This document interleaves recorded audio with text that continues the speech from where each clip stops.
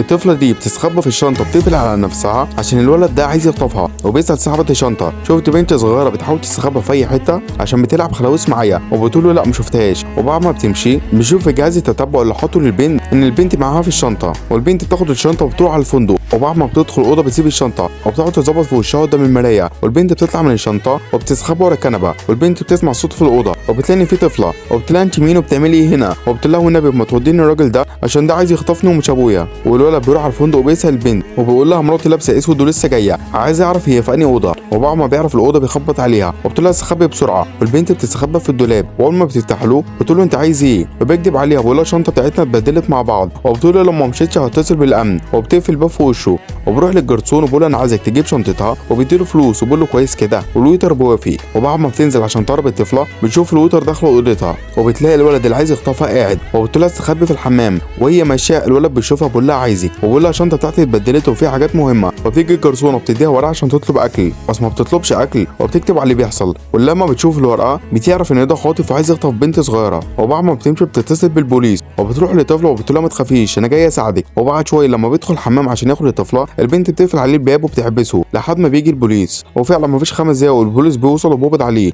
والبنت بتخلي كمان البوليس يقبض على الويتر عشان يساعده انه يخطف البنت. لو شايف انها عملت الصح صلى على النبي.